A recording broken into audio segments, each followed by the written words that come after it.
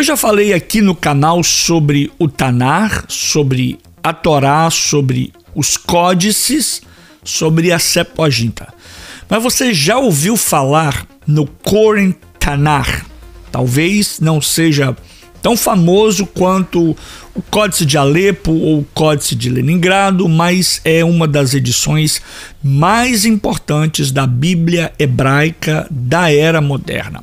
Hoje eu quero lhe mostrar mais uma grande obra da história do povo judeu e descobrir como o Koren Tanar se tornou um marco na preservação e na transmissão da palavra de Deus em Israel. Fique comigo até o final desse vídeo, porque você vai entender a diferença entre os manuscritos antigos e essa mensagem da edição moderna que até hoje é considerada oficial pelo Estado de Israel.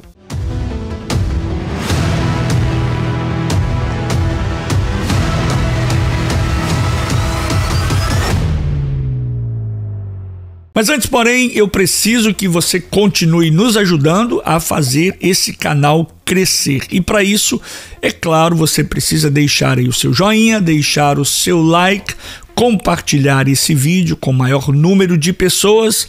E quando você faz tudo isso, você está dizendo para o algoritmo, para a tecnologia, para o canal do YouTube que esse conteúdo é relevante, é importante, você tem sim gostado e apreciado isso. Então faça isso, nos ajude, deixa aí o seu like, deixa aí o seu joinha, compartilhe esse vídeo e, aliás, importante, muito importante também, você que ainda não se inscreveu no canal. É muito fácil, é rápido, é de graça. Se inscreva porque você vai ter os benefícios como todos aqueles que são inscritos nesse canal.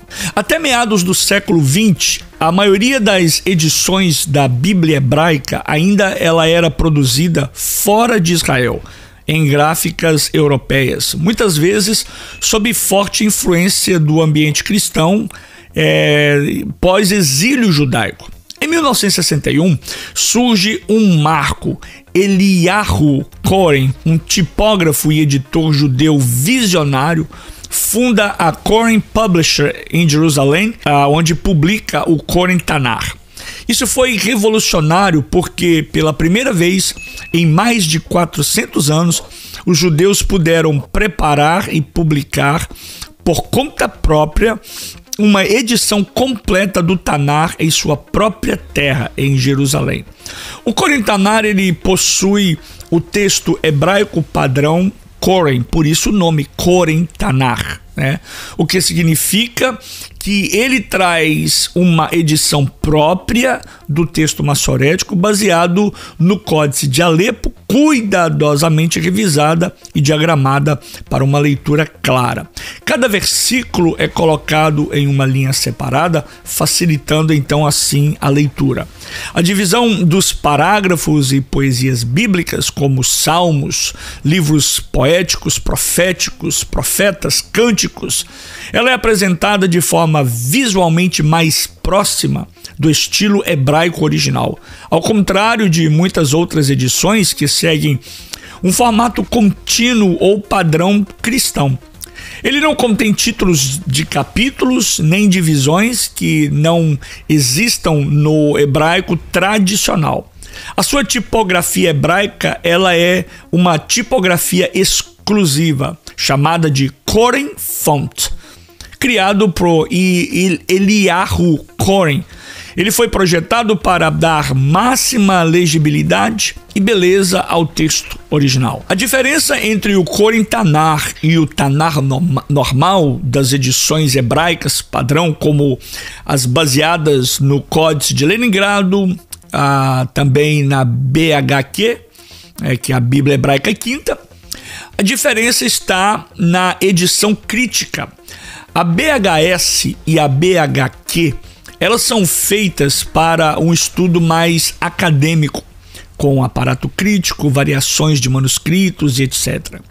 Agora, o Koren Tanar, ele é voltado mais para uma leitura litúrgica e devocional no contexto judaico, priorizando a clareza e a fidelidade à tradição massorética. Ele não é um manuscrito antigo como os grandes códices maçoréticos, mas ele sim é o resultado de um trabalho editorial cuidadoso no século XX. Foi o primeiro Tanar totalmente editado, impresso e publicado em Israel, simbolizando assim a sua independência, cultura e religião para um povo, o povo judeu, após séculos e séculos de diáspora. Isso deu ao judeu não apenas um livro, mas um símbolo de identidade nacional e espiritual. To ford all the rivers, to cross the chasm of annihilation, to come back to our ancestral homeland, to rebuild our lives, this means there is hope for all of humanity. And so we're studying our map and our compass and our foundation, the Bible, and you're all welcome to join us, especially if you can learn Hebrew. E como todos os outros manuscritos bíblicos, o Koren Tanar, ele também segue fielmente o texto maçorético, seguindo a tradição judaica oficial que preserva cada palavra, cada acento e cada sinal vocálico da Bíblia hebraica. Quanto a isso, ninguém precisa se preocupar, porque ele continua seguindo a fidelidade ao padrão da escrita da Bíblia hebraica. Inclusive, no vídeo onde eu falo sobre os códices, eu disse sobre toda essa questão da importância do trabalho dos maçoretas na preservação do texto e no uso da Massorá Parva e da Massorá Magna. Se você ainda não sabe, eu convido você a estar aí buscar no canal esse vídeo onde eu falo sobre a Massorá, sobre toda essa questão que envolve a literatura. Se você quiser saber em detalhes, é só acessar o vídeo onde eu falo sobre os códices da Bíblia, está aí no meu canal. E o trabalho detalhado dos maçoretas nos garante hoje que a leitura dos textos sejam confiáveis e respeitada em comunidades judaicas ao redor do mundo. Eliyahu Koren, ele sabia que a Bíblia precisava ser clara e acessível ao mesmo tempo. Então ele mesmo criou uma nova fonte chamada de Koren Bible Type. Essa é uma das grandes referências ou um dos grandes referenciais nesse Tanar, desenhada exclusivamente para dar uma legibilidade e beleza ao texto sagrado. E isso é o que eu acho que é o mais belo no Koren Tanar. Além disso, a diagramação não foi apenas cuidadosamente preparada para facilitar a leitura litúrgica nas sinagogas e o estudo pessoal, e não era apenas um livro, não se tornou apenas um livro bonito, ele era um livro que foi pensado para o culto e para a oração e para a vida diária do povo. E o impacto foi tão grande que o Koren Tanar foi adotado como a edição oficial do Estado de Israel. Até hoje, em cerimônias oficiais, juramentos de cargos públicos e nas próprias sinagogas, é ele que é usado, é essa versão que é usada na leitura. Agora imagine a força disso. A palavra de Deus impressa em Jerusalém, servindo como testemunho oficial da fé e da identidade de um povo restaurado em sua terra. E aqui vale destacar, o Koren Tanar não é um manuscrito antigo, como o Códice de Alepo, escrito por volta de 930 d.C., ou o Códice de Leningrado do ano 1008.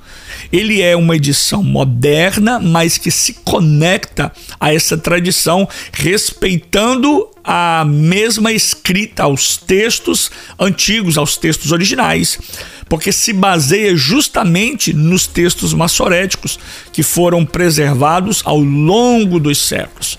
É como se fosse a continuação de uma corrente inquebrável, mas agora de forma moderna, de forma estilosa. Uma corrente inquebrável que vem seguindo gerações e gerações, décadas e décadas, séculos e séculos, dos escribas maçoretas da Idade Média até os editores em Jerusalém, agora no século XX. O Koren Tanar é muito mais do que um livro impresso. Eu repito, ele é o símbolo de um povo que depois de séculos no exílio pôde finalmente imprimir a sua própria Bíblia em sua própria terra. Ele representa a fidelidade, identidade e continuidade da palavra de Deus ao longo da história. Agora, a pergunta que fica no ar e para nós cristãos que amamos a Bíblia, ele é também um testemunho que o Senhor preserva a sua palavra através dos tempos, como está escrito lá em Isaías 48, seca-se a erva e caem as flores, mas a palavra do nosso Deus subsiste, permanece para sempre. Agora, se esse conteúdo falou o seu coração, eu queria saber a sua opinião. Primeiro, o que você acha do Koren Tanakh? Você já tem um? Possui um? Se não, escreve aí como você quer adquirir, se quer adquirir, qual que é a sua ideia. Deixe o seu comentário a respeito desse vídeo. E não se esqueça, deixe o seu like, se inscreva no canal e compartilhe. Eu quero saber a sua opinião aí no comentário. Você já conhecia, já ouviu falar do Koren Tanakh? Qual é a importância que você vê na preservação dessa palavra, da palavra de Deus? Até o próximo vídeo e que o Senhor continue te abençoando, te iluminando o seu caminho com a sua palavra. Fique com Deus. Tchau, shalom, sheikh elechayom tov, nitrae shavua haba, lehitraot shelohim variotah, shalom uvraha.